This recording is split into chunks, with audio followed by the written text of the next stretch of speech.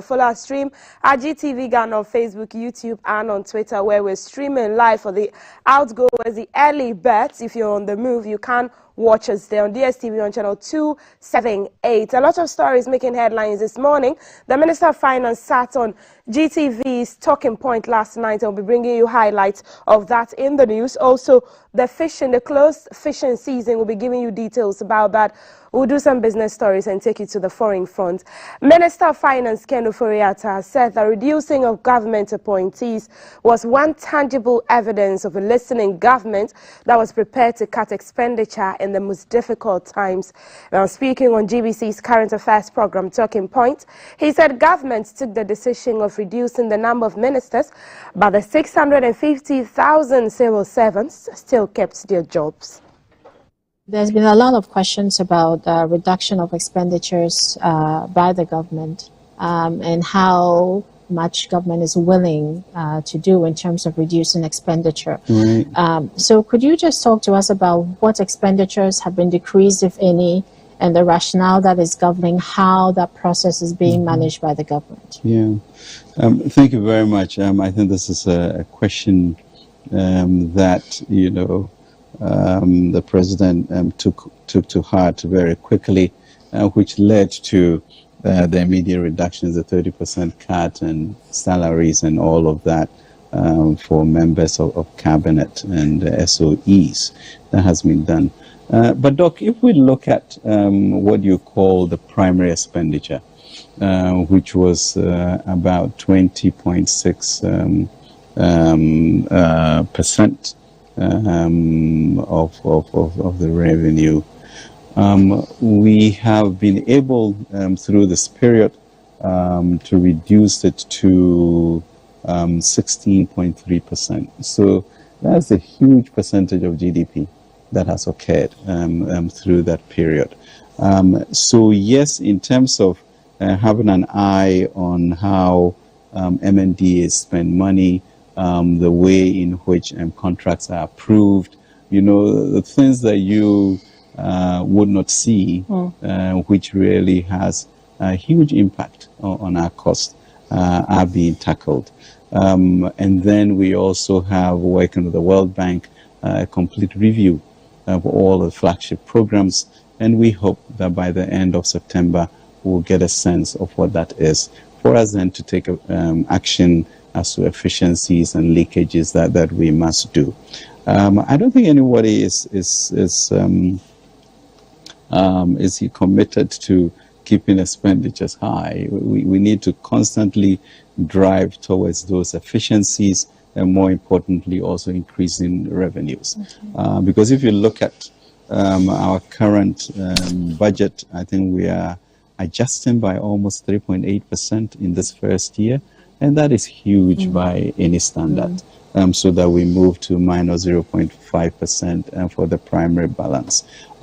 So there's rigor in what we are doing. We expect that by the time we get these assessments and analysis, we'll be even more surgical in the things we do. I think most of the clamor has been reduce the number of ministries, etc., etc. Something that can be tangibly seen. Yes. According to people. And what can be tangibly seen, Doc, would be that 3 or 4 ministers may not be there, but the 650,000 civil servants will not change.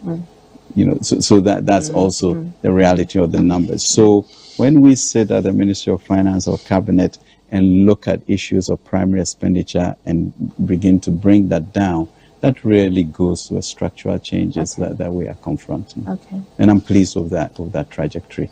And you know, we have these thematic groups which meet monthly, that is also engaging, specifically looking at these areas. Still on the sit-down, the finance minister had on Talking Point. Mr. Ken Ofori-Atta reiterated the government has done well in managing the economy when compared to other African countries. He said, but for the pandemic, the economy will still be in good shape. Despite the changes, government, he noted, did well at least to keep the kids in school. Now, touching on the NAPCO and teacher trainee allowances, he said government is trying to settle the arrears, but there are structural issues which are being resolved. There are a few questions coming in, so I'll be going back and forth. Many really are about payments. There's something about NAPCO arrears for trainees, and there's also about the College of Education tutors 7-month arrears payments. These are just questions about how and when will the government pay these amounts. Do you know them to be outstanding, and is there anything you can share regarding those payments? Yes, I can, Doc. I mean, the part of why we are doing what we are doing with regards to the debt exchange program, with regards to discussions with the IPPs, with regards to the common framework discussions with the Paris Club and with the Eurobond investors, is because we are trying to rationalize the arrears.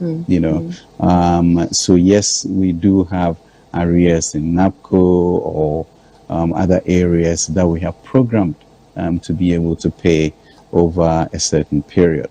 You look at school feeding, for example. I think that is all paid through this past semester. And so we are tackling it in a rather organized way for us to get there. But these were difficult times, there were structural issues, and all we have been doing this past year is how to rationalize this and bring the country into this period of increasing macro stability and reduce or increase the fiscal space for us to be able to contend with these. And there are road arrears that we also have to contend with. The ministers break down the 2023 mid-year budget outlook during GTV breakfast show.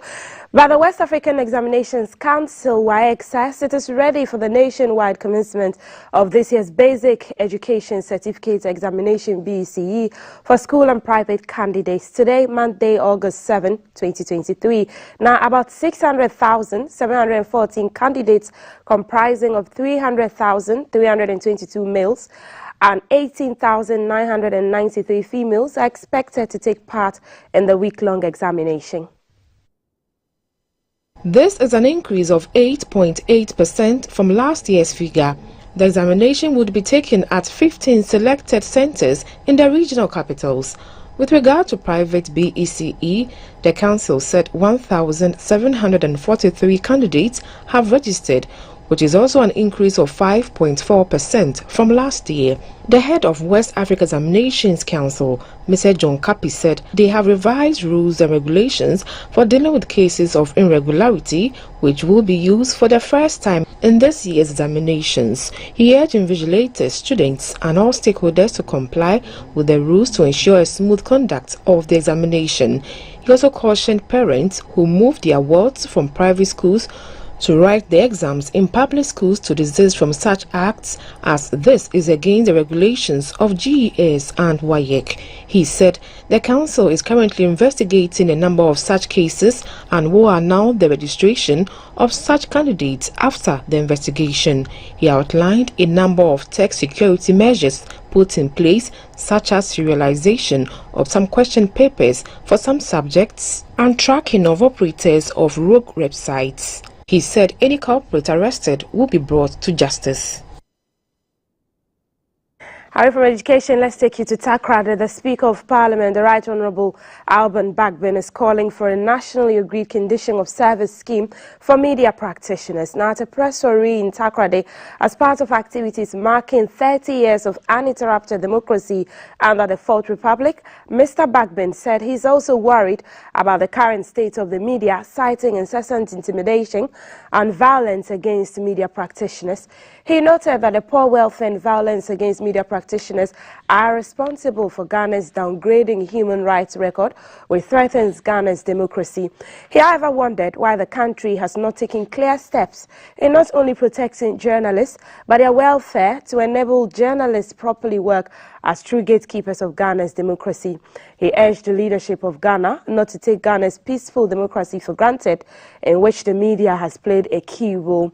While establishing the importance of the media in democratic governance, Mr. Bagbin urged the media to recognize its role as the fourth realm of government and play it well.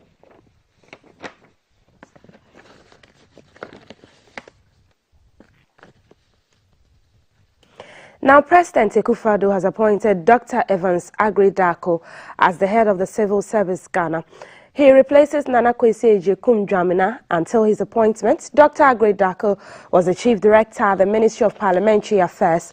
A letter signed by the Secretary to the President, Nana Bediato Asante, said Dr. Darko has 14 days to accept the appointment or otherwise. Dr. Evans Darko holds a bachelor's degree in political science with philosophy, a master of philosophy in political science with specialization in public sector productivity, and a PhD in political science with a focus on public policy making from the University of Ghana.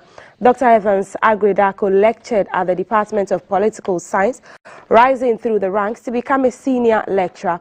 He also was an adjunct lecturer at the Ghana Institute of Management and Public Administration, GIMPA, and a graduate school of governance and leadership in Accra. He also lectures graduate courses at both the Ghana Armed Forces Command and Staff College and Kofi Annan International Peacekeeping Training Center.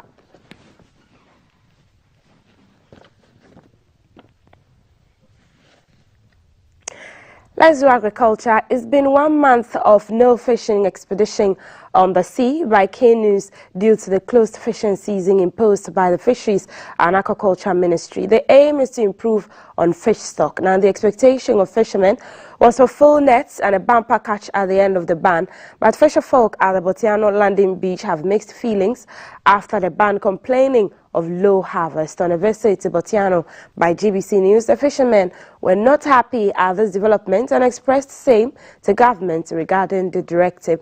Their wish is for the government to provide them with better alternatives in the future. Currently, we are at Botiano Landing Beach to look at how the fishermen are faring after the closed season, whether they had a good catch. 8 years ago, in 2015, the Ministry of Fisheries implemented a 1-month closed season in accordance with Section 84 of the Fisheries Act 2002 at 625. The closed season, also known as the biological rest period, is the spawning period of fish stocks. The break from fishing is to allow the fish to lay eggs to replenish the fish population lost through fishing or through other natural occurrences. GBC News was at Botiano Landing Beach to observe their catch after the closed season. Speaking to the fishermen and fishmongers, they said the closed season didn't help much in yielding any positive results. 3 days in Namukoy and Namukoy, and then some Mokoy and Ebumunya, Ebumsuamunya Bakokra. Yamian Ukraine say a casa didn't for so be by nay chantro, Biobacasa didn't for so be a buy or bois, and for so be especially your community Yakakran. Because they started today, that is why the price is very high, it's very costly. The chief fisherman at Botiano, Ni Tete Adama, said the relief items given to them by the government could have been pumped up to sustain them throughout the close season. Close season on the first. On the first, on the 10th for Karogoyana Abaha, Sane Aganakaniaba. Kanakan show, Mufiamu 4 million, me 4 million, Bogome 4 million. Nida wa fen what you call Moko to Quebec, what you never come. Now, Momo back for fine, never pop our time ago, meaning touching a neco, Nyadis or Mona, Janeco, almost Yemiwa. It was a stopper, one penny for the stopper, almost your be asking. The fisherfolk called on the government to put strict measures to reduce cases of irregular and unreported fishing practices that deplete fish stocks in coastal areas. Nico que Fontegbe, let fish in Jajayawa. Ni me kweni veni ne hi humo cash farmers day ni abawo best for farmer ni abala abo moto ala abamatuale fantegba bono akomo ye no akumo ka lele jemeji na afi oni fon ye ni hu ka abajole hu ka ajole ame be tata ataka wagaji be meni veni fon be sana ajole ame. Still on aquaculture, the Ministry for Fisheries and Aquaculture Development has imitated a new drive to help in the promotion and sale of tilapia and catfish and to increase consumption by the public. This will be done through a special sale of the commodity every Friday at vantage points for easy purchase by consumers. The Deputy Minister of Fisheries and Aquaculture Development, Mr. Moses Enim, urged Guineans to consume more tilapia and catfish since they contain nutritious health values. Now, the initiative is also in collaboration with the Ghana Aquaculture Association. Figure that declined with decreasing fish harvests from 40 kg per capita in the 1970s. Fish are vital to Ghana's food security, with the sector accounting for about 7% of gross domestic product and employs more than some 10% of the population. Regarding foreign exchange earnings, Ghana's fish exports are among the top 3 most important non-traditional exports. To encourage the consumption of fish in the country, with particular focus on tilapia and catfish, the Ghana Aquaculture Association has initiated a program to promote and market fish products for farmers and processors to stay in business. This will be done by dedicating every Friday to the exceptional sale of catfish and tilapia and at affordable prices. The Deputy Minister for Fisheries and Aquaculture Development, Mr. Moses Enim, identified aquaculture as a critical subsector and a viable alternative to replenish the marine stock. Aquaculture has become the most viable alternative whilst we implementing concurrently all the management measures to replenish the marine fish stock that has dwindled over years. And it is not a national challenge alone, it is a global challenge.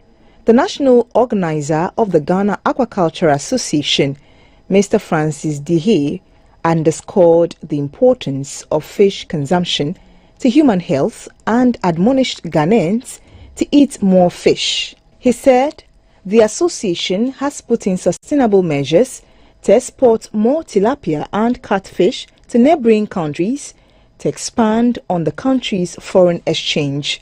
The Vice President of Traditional Caterers Association, Madam Sheila Annan, lamented on the high cost of tilapia and catfish, which is affecting their businesses. She urged the Mother Association to put in best measures to control the soaring prices to help them stay in business.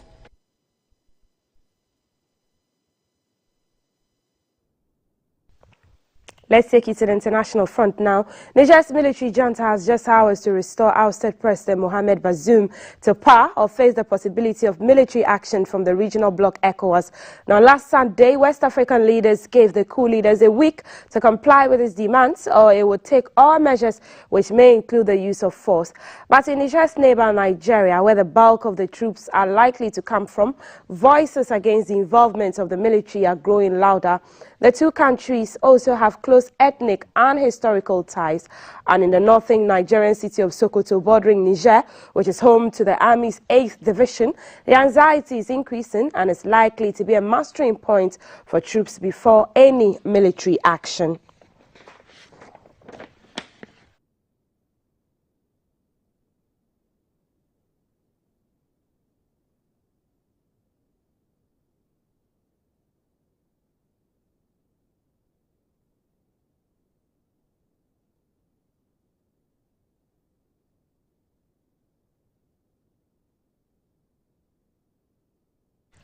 Now, still on Niger issues, Niger's military is on the brink of that deadline to reverse the 26th July coup. Now, if Economic Community of West African States, ECOWAS, goes ahead to use force in Niger, it won't be the first time the 15-member regional bloc has intervened in crisis involving member nations. Now, the Economic Community of West African States Monitoring Group, ECOMOG, the military arm of ECOWAS, has been in Liberia, Sierra Leone, Guinea-Bissau, Cote d'Ivoire, Mali and the Gambia. We spoke earlier on to Mr. Mutari Mumuni Mukta, who is telling us that unsurprisingly neither side is ready to concede power in the break-up.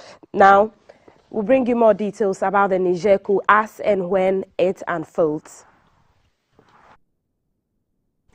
Parliament in Senegal has restored the right of two opposition figures to stand in next year's presidential election.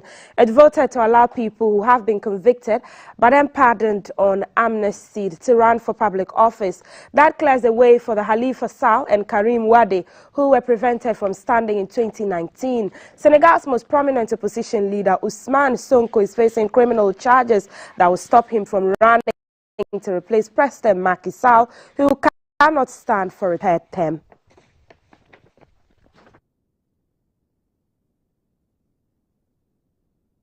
And after 80 years of operating in Kampala, and the UN's Human Rights Mission has closed because the Ugandan government has ended its mandate. Sub-offices in Gulu and Moroto in northern Uganda have already closed. Now it comes after Uganda passed some of the world's harshest anti-LGBTQI laws against the advice of local and international rights groups, including the UN. In a statement issued, UN High Commissioner for Human Rights Volker Turk said he was urging the government to ensure Uganda's national human rights body can function effectively and independently as the main body tasked with the human rights oversight in the country. Uganda's foreign ministry assured the UN of its commitment to the protection and promotion of human rights and the presence of strong national human rights institutions and a vibrant civil society.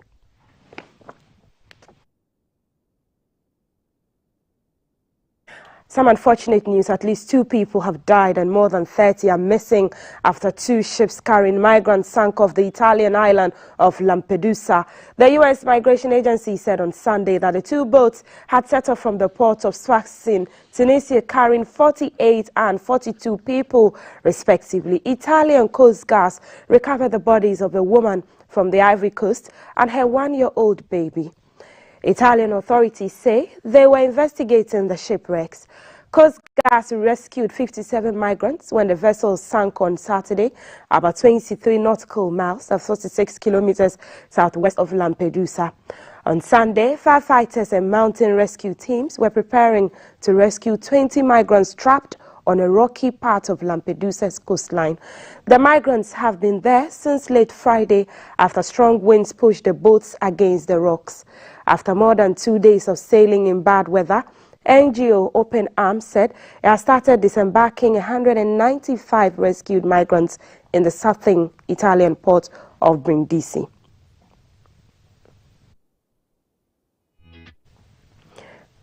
And we'll bring you the weather updates now.